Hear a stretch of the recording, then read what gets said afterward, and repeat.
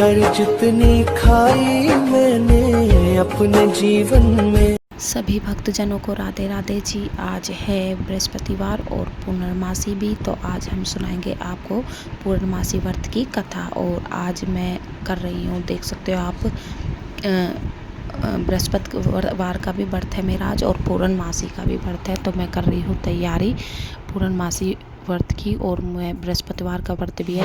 तो कथा तो मैं घर पे ही पढ़ूंगी, और लेकिन मैं मंदिर जा रही हूँ। केला का पेड़ मेरे घर पे नहीं है, तो मैं पूजा करने के लिए मंदिर पे जा रही हूँ। तो चलो यहीं पे करते हैं अब हम पूर्णमासी की कथा शुरू। द्वारपाल युग में एक समय की बात है कि यशोदा जी ने कृष्ण से कहा, हे कृष्ण, तुम सारे संसार के उत्पन्न करता, पोषण तथा उसके सहनकर्ता हो। आज कोई ऐसा व्रत मुझसे कहो जिसके करने से मृत्यु लोक में स्त्रियों को विधवा होने का भय न रहे, तथा यह व्रत सभी मनुष्यों की मनोकामना पूर्ण करने वाला हो। श्री कृष्ण ने कहने लगे, माता, तुमने अति सुंदर प्रश्न किया है। मैं तुमसे ऐसे ही व्रत को सविस्तार कहता हूँ। सौभाग्य की प्राप्ति के लिए स्त्रियों को द्वादशिता अर्थात 32 पूर्णिमाओं का व्रत करना चाहिए। इस व्रत को करने से स्त्रियों का सौभाग्य संपत्ति मिलती है। यह व्रत अचल सौभाग्य को देने वाला और भगवान शंकर के प्रति मनुष्य मात्र की भक्ति को बढ़ाने वाला है। यशोदा जी कहने लगी, हे कृष्ण, सर्वप्रथम इस व्रत को मृत्युलोक में किसने किया था, इसके विषय विस्तार पूर्वक मुझसे कहो। श्री कृष्ण जी ने कहने लगे कि इस भूमंडल पर एक अत्यंत प्रसिद्ध राजा चंद्रहास से पालित अनेक प्रकार के रत्नों से परिपूर्ण कार्तिका नाम की एक नगरी थी। वहाँ धनेश्वर नाम का एक ब्राह्मण था और इसकी स्त्री अति सुशील सुप्रवृत्ति थी। दोनों ही उस नगरी में बड़े प्रेम से साथ रहते थे। घर में धन धान्य आदि की कोई कमी नहीं थी। उनको एक बड़ा दुख था, उनके कोई संतान नहीं थी, जिस वजह से वह बहुत दुखी रहते थे। एक दिन एक बड़ा तपस्वी योगी उस नगरी में आया।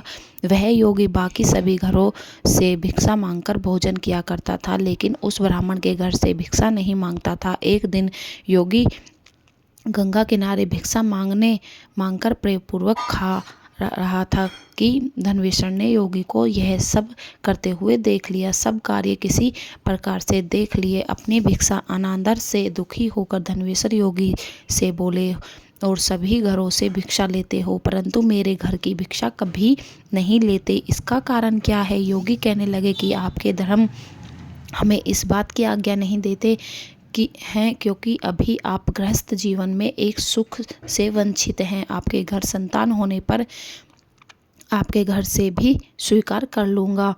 उन्होंने कहा कि जिसे संतान नहीं है उसके घर से भिक्षा लेने से मेरे भी पति को जाने का भय है। धनवेश्वर यह सब बात सुनकर बहुत दुखी हुआ और हाथ जोड़कर योगी के पैरों पर गिर पड़ा तथा दुखी मन से कहने लगा कि आप मुझे संतान प्राप्ति के उपाय बताएं। आप सर्वज्ञ हैं, मुझ पर अवश्य ही कृपा कीजिए। धन की मेरे घर में कोई कमी नहीं है, लेकिन मैं संतान न होने के कारण अत्यंत दुखी हूँ।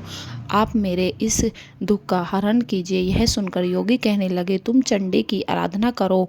घर पहुंचकर उन्होंने यह सारी बात अपनी पत्नी को बताई और खुद वन में चला गया। वन में पहुंचकर उसने चंडी की आराधना की और उपवास किया। चंडी ने 16 दिन उसको सपने में दर्शन दिए और कहा कि हे धनवेश्वर, तेरे पुत्र होगा, लेकिन उसकी आयु सिर्फ 16 वर्ष होगी। 16 वर्ष की आयु में ही उसकी मृत्यु हो जाएगी। अगर तुम दोनों स्त्री और पुरुष 32 पूर्णिमाओं का व्रत करोगे तो यह दीर्घायु हो जाएगा। जितनी तुम्हारी सामर्थ्य हो उतने आचे के जलाकर शिव जी का पूजन करना, लेकिन पूर्णमासी को 32 ही होनी चाहिए।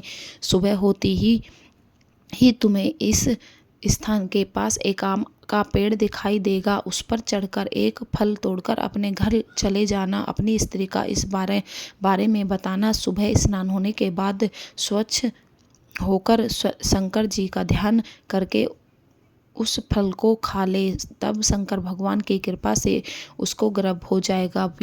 जब ब्राह्मण सुबह उठा तो उसे उस स्थान पर आम का पेड़ दिखाई दिया और वह उसने फल तोड़ने के चढ़ा, लेकिन वह पेड़ पर चढ़ नहीं पा रहा था। यह देखकर उसे बड़ी चिंता हुई। उसने भगवान गणेश जी की उपासना की और कहा, हे दयानिधे, आपने भक्तों को विघ्नों का नाश करके उनके मंगल कार्य को करने दूसरी तरफ वाले मामा दुष्ट और का भांजा नाश दोनों करने रात वाले, गुजारने रिद्धि के सिद्धि लिए देने रास्ते वाले, में आप एक गांव मुझे में इतना रुके। उस बल दिन दें उस कि गांव मैं में ब्राह्मण अपनी की मनोकामना कन्या विवाह पूरी कर होने वाला सकूं। था। जिस इसके धर्मशाला में बाद वह वह पेड़ से और फल बारात तोड़कर के अपनी बाकी पत्नी लोग के रुके पास हुए थे। पहुंचा। उसी उसकी पत्नी धर्मशाला ने में देवीदास अपने और उसका पति मामा के कहे ठहर गए। अनुसार उधर इस कन्या फल को को खा लिया और वह गर्भवती तेल हो आदि गई। चढ़ाने देवी के की कृपा बाद से जब लगन का उसे समय आया बहुत तो वर सुंदर की तबीयत पुत्र खराब हुआ। हो गई। उसका वर नाम उन्होंने के पिता ने देवीदास अपने रखा। माता पिता परिवार के हर्ष वालों और से शोक विचार के विमर्श करके कहा साथ कि वह यह देवीदास बाल मेरे बढ़ने पुत्र लगा। जैसा ही है। भगवान की मैं कृपा इसके से साथ बालक बहुत ही लगन सुंदरता, करा दूं सुशील और और बाद पढ़ाई में बाकी लिखाई सारे में भी काम बहुत तेरे ही बेटे के साथ पूरे निपुण हो था। जाएंगे। दुर्गा जी ऐसे के कहने के बाद कथा वर के अनुसार पिता उसकी माता देवीदास से को 32 मांगने पूर्णमासी के का लिए व्रत रखा। उसके जैसा मामा ही ने 16वां वर्ग मामा के लगा, पास दोनों गए पति और पत्नी बहुत दुखी उन्हें हुए। सारी कहीं बात उनके बताई। पुत्र मामा की ने मृत्यु कहा न कि हो जाए। कन्यादान उन्होंने में जो सोचा कुछ कि भी अगर मिलेगा वो उनके सामने हमें दे यह दिया जाए। वर के सब पिता हुआ ने तो वह बात कैसे स्वीकार देख कर ली। पाएंगे। इसके तभी बाद उन्होंने देवीदास देवीदास का के विवाह मामा कन्या को के बुलाया साथ और एक संपन्न हो गया। वर्ष के इसके लिए बाद वह देवीदास अपनी को पत्नी काशी के साथ पढ़ने के लिए भोजन भेज दिया। एक वर्ष के न बाद कर उसे सका और मन में वापस विचार लेकर आ करने जाना। लगा कि देवीदास न अपने जाने माता यह के साथ एक किसकी पत्नी माता होगी। के यह साथ एक सोचकर घोड़े उसकी पर आंखों में सवार आंसू आ होकर गए। चला तब चल वधू ने दिया। पूछा उसके कि मामा क्या को बात भी है, यह आप पता उदास क्यों हैं? नहीं तब था। दोनों उसने पति सारी पत्नी बातें से पत्नी को 32 बता दी। पूर्णमासी तब का कन्या व्रत कहने लगी, पूरा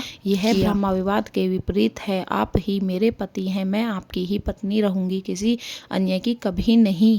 तब देवीदास ने कहा, ऐसा मत करिए क्योंकि मेरी आयु बहुत कम है। और मेरे बोला बात कि हे प्रिय, आपका इसे क्या होगा? लो मेरे और बाद संकेत आपका क्या समझकर होगा? लेकिन स्थिर उसकी चित्त पत्नी हो जाओ। नहीं मानी मेरे और बोली, मरण स्वामी और आप जीवन भोजन जानने कीजिए। के दोनों रात में लिए एक सोने पुष्प के लिए वाटिका चले गए। बना सुबह लो। देवीदास उसमें ने पत्नी सुगंधित को वाली 4 एक नव मल्लिका नगों से लगा जड़ी हुई दो। एक उसको अंगूठी दी प्रतिदिन और जल एक से रुमाल सींचा करे और आनंद के साथ खेलो कूदो।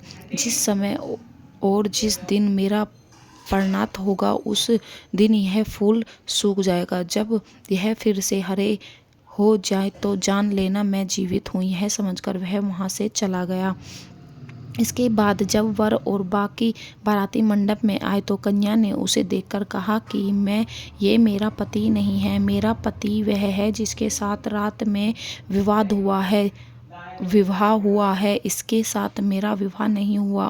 अगर यह वही है तो यह बताए कि मैंने इसको क्या दिया है। साथ ही कन्यादान के समय का आभूषण मिले हुए दिखाए। कन्या की यह सारी बातें सुनकर वह कहने लगा कि मैं यह सब नहीं जानता। इसके बाद सारी बारात भी अपमानित होकर लौट गई। भगवान कृष्ण बोले, हे माता, इस प्रकार देवीदास काशी चला गया। कुछ समय जब बीत गया तो एक सर्प उसको डसने के लिए वहां आया, लेकिन वह उसको काट नहीं पाया क्योंकि उसकी माता ने पहले ही 32 पूर्णिमा का व्रत कर लिया दे दिए। उधर उसकी पत्नी उसके काल की प्रतीक्षा कर रही थी। उसकी पत्नी ने जाकर माता पार्वती और पुष्प पत्र दोनों ही नहीं है तो उसको बहुत आश्चर्य हुआ। और जब उसने देखा कि पुष्प वाटिका फिर से हरी हो गई है तो वह समझ गई कि उसका पति जिंदा हो गया है। इसके बाद वह बहुत ही प्रसन्न होकर अपने पिता से कहने लगी कि मेरे पति जीवित हैं, उनको ढूंढिए। जब